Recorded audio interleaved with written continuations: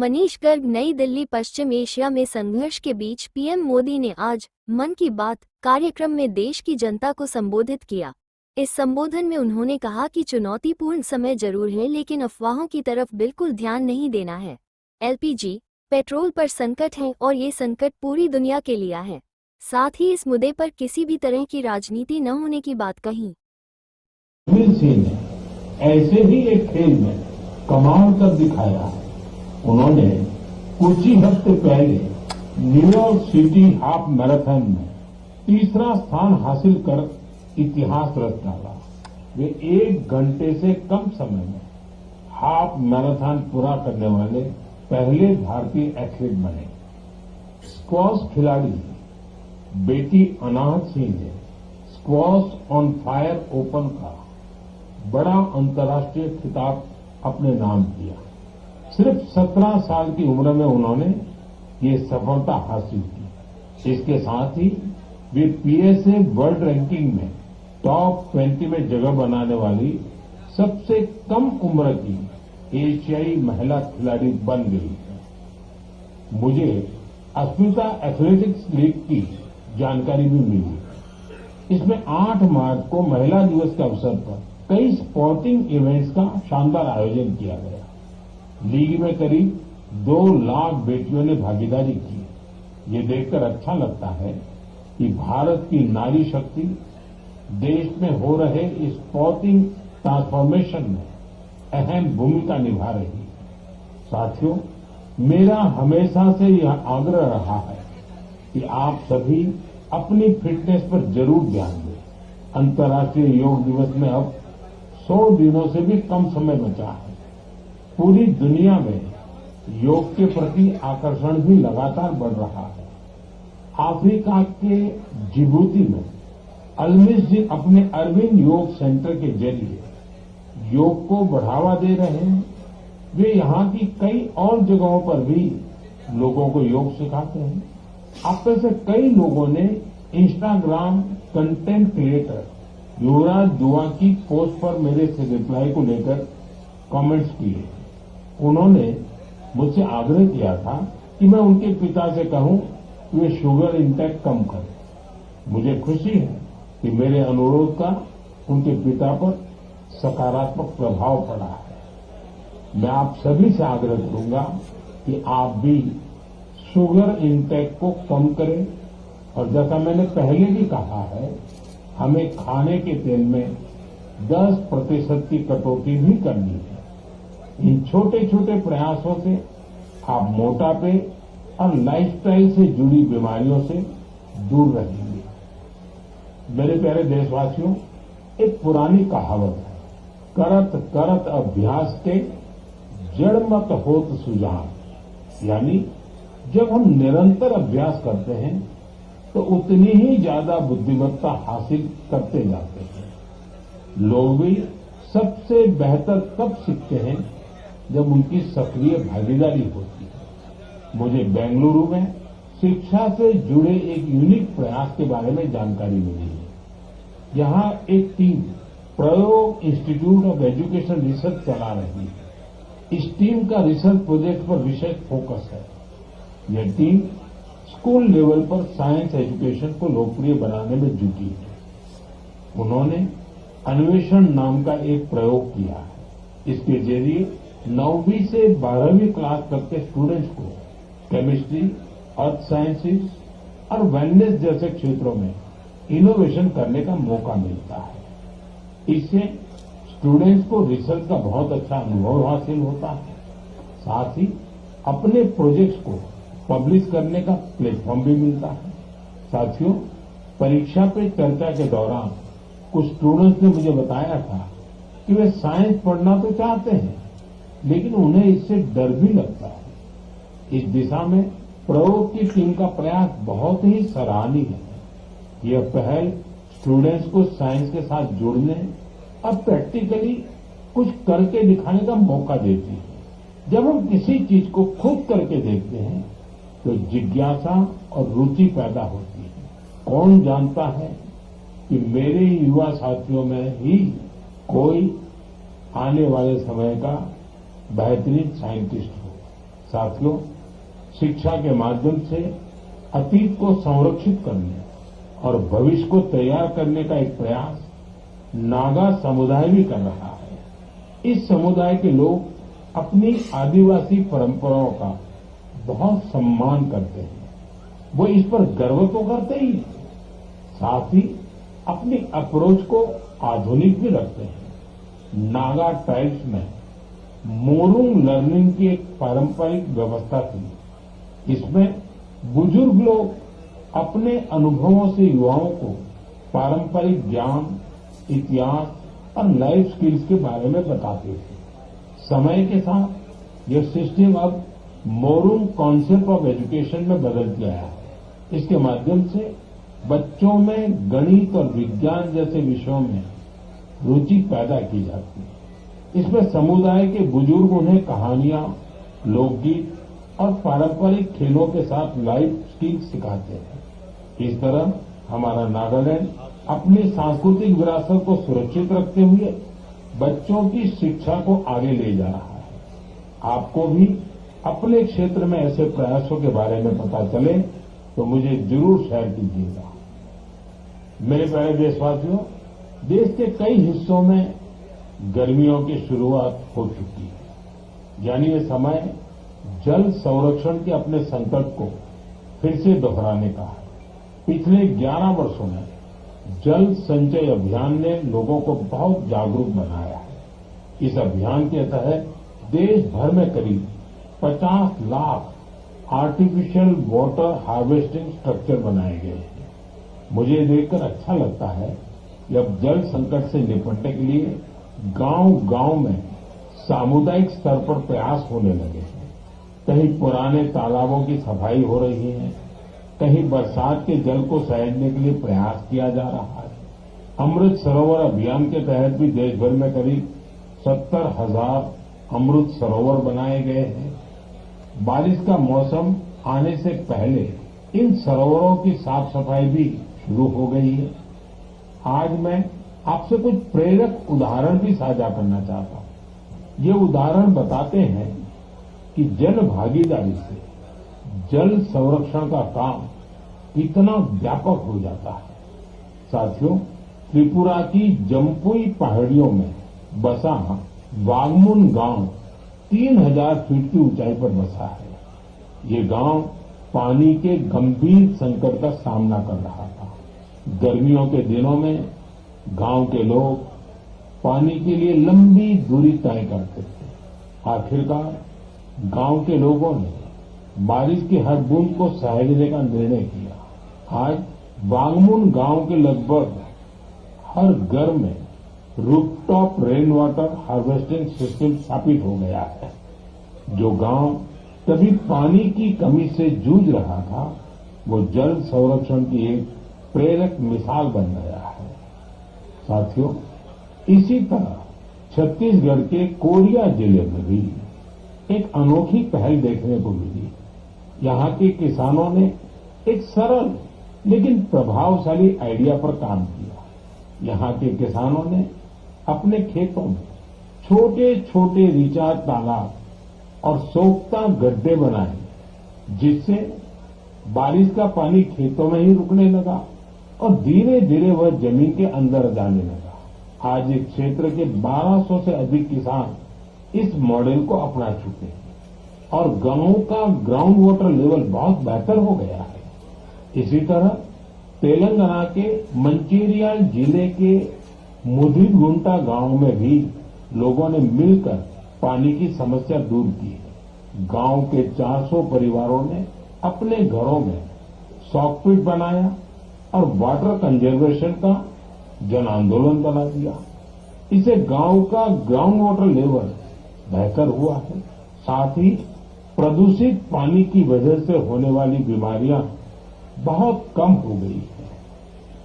मेरे प्यारे देशवासियों, हमारे मछुआरे भाई बहन सिर्फ समुद्र के योद्धा नहीं है, बल्कि वे आत्मनिर्भर भारत की एक मजबूत नींव भी है। वे सुबह होने से पहले समंदर की लहरों से जूझते हुए अपने परिवार के साथ साथ देश की अर्थव्यवस्था को मजबूती देने में जुट जाते हैं। ऐसे मेहनतकश मछुआरों का जीवन आज कई तरह से आसान बनाया जा रहा है, चाहे बंदरगाहों का विकास हो या मछुआरों के लिए बीमा। ऐसी कई पहल उनके बहुत काम आ रही है। हम जानते हैं कि समंदर में उनकी गतिविधियों को मौसम का रुख बहुत प्रभावित करता है। इसे देखते हुए टेक्नोलॉजी के जरिए भी उनकी पूरी मदद की जा रही है। मुझे बेहद खुशी है कि ऐसे प्रयासों से हमारा फिशरीज सेक्टर न केवल समृद्ध हो रहा है, बल्कि कुछ नया करने का जज्बा भी बढ़ रहा है। आज फिशरी और सीवीड के क्षेत्र में नए नए इनोवेशन हो रहे हैं और हमारे मछुआरे भाई बहन आत्मनिर्भर बन रहे हैं। ओडिशा के संबलपुर की सुजाता भूयान जी एक गृहिणी थी, लेकिन वो कुछ नया करके अपने परिवार की और मदद करना चाहती थी। इसलिए कुछ वर्ष पहले उन्होंने हीराकुंड रिजर्वायर में फिश फार्मिंग शुरू की। शुरुआती दिन उनके लिए आसान नहीं थे। मौसम में होने वाले बदलाव, मछलियों के खाने का प्रबंध और घर की जिम्मेदारियों के साथ संतुलन बनाने में जैसी कई चुनौतियां थी, लेकिन उनका हौसला अडिग था। केवल 2-3 वर्ष के भीतर उन्होंने अपने प्रयास को एक फलते फूलते बिजनेस में बदल दिया। आज उनकी सफलता समुदाय की महिलाओं के लिए उम्मीद की नई किरण बन गई। साथियों, लक्षद्वीप में मिनी कोय की हावा गुलजार जी की कहानी हमारी माताओं बहनों की अद्भुत संकल्प शक्ति को सामने लाती है। दरअसल वे एक फिश प्रोसेसिंग यूनिट चलाती थी, लेकिन उन्हें लगा कि उनके पास एक अच्छा कोल्ड स्टोरेज हो तो वे और बेहतर कर सकती है। इसलिए उन्होंने कोल्ड स्टोरेज यूनिट लगाने का फैसला किया। आज यही उनकी ताकत बन चुका है। अब वे बेहतर प्लानिंग के साथ कारोबार कर पा रही है। साथियों, देश में आज हर तरफ ऐसे प्रयास हो रहे हैं जो प्रेरित करने वाले हैं। बेलगावी के शिवलिंग सतप्पा हुद्दार ने पारंपरिक खेती से अलग रास्ता चुना। इसके लिए उन्होंने एक पॉन्ड फार्म बनाया। इस कारोबार के लिए उन्हें ट्रेनिंग भी मिली। अब अपने पॉन्ड से मछलियों की बिक्री कर वे अच्छी कमाई कर रहे हैं।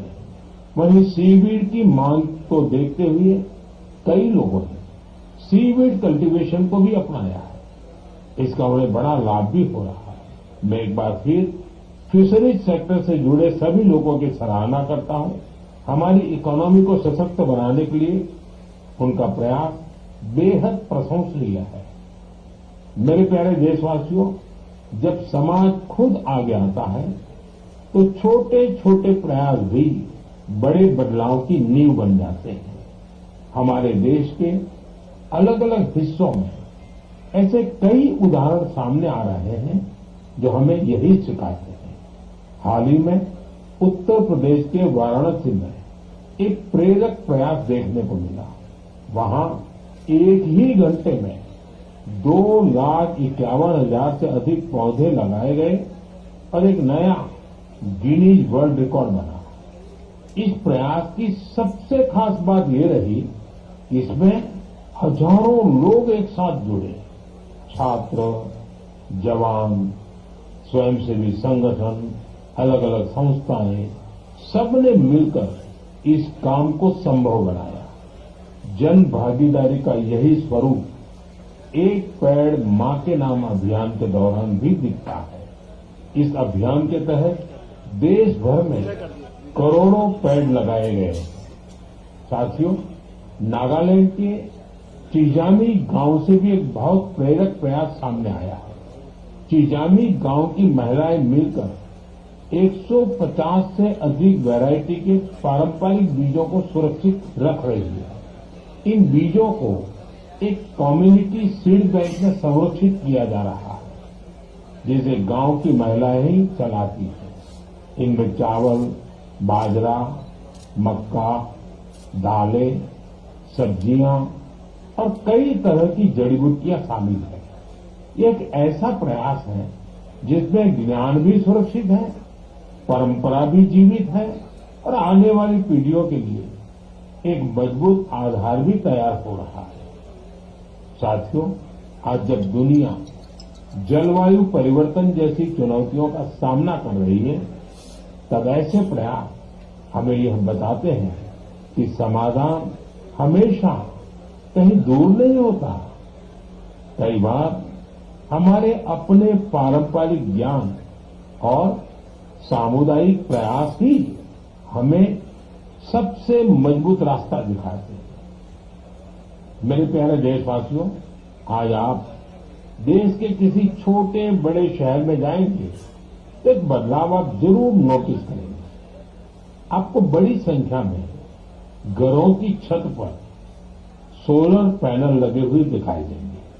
कुछ साल पहले तक ये इक्का दुक्का घरों पर ही दिखता था, लेकिन आज पीएम सूर्यघर मुफ्त बिजली योजना का प्रभाव देश के कोने कोने में दिखने लगा है। इस योजना की वजह से गुजरात के सुरेंद्रनगर जिले की पायल मुजपरा के जीवन में बहुत बड़ा बदलाव आया है। उन्होंने सूर्य पहल के माध्यम से सोलर पावर टेक्नोलॉजी की ट्रेनिंग ली और 4 महीने का सोलर पीवी टेक्नीशियन का कोर्स पूरा किया।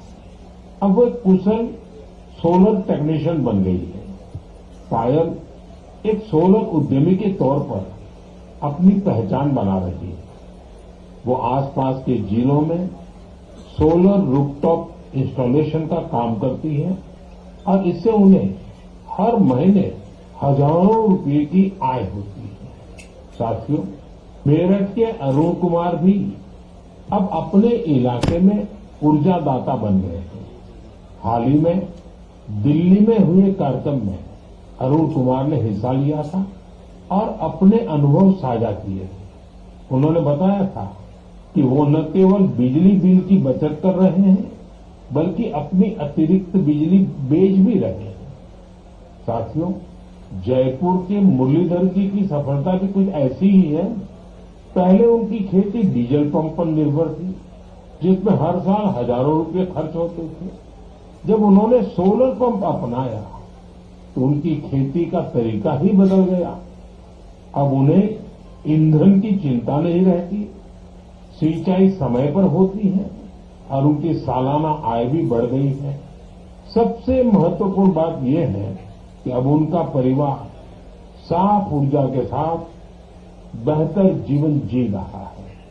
साथियों, पीएम सूर्यघर मुफ्त बिजली योजना का फायदा नॉर्थ ईस्ट के इलाकों में भी मिल रहा है। त्रिपुरा में रियांग जनजाति के कई गांव ऐसे थे जहां बिजली की समस्या थी। अब सोलर मिनी ग्रिड के माध्यम से वहां के घरों में रोशनी रहती है।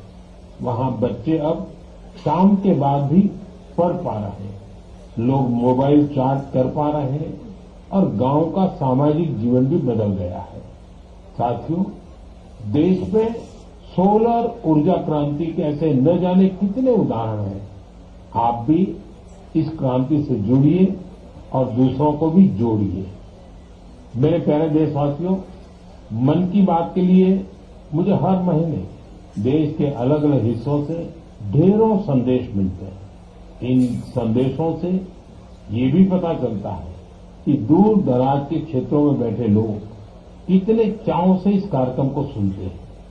जब मैं आपके सुझाव पढ़ता हूं तो मुझे लगता है कि ये सिर्फ एक कार्यक्रम नहीं है, ये हम सबका एक साझा संवाद बन गया है।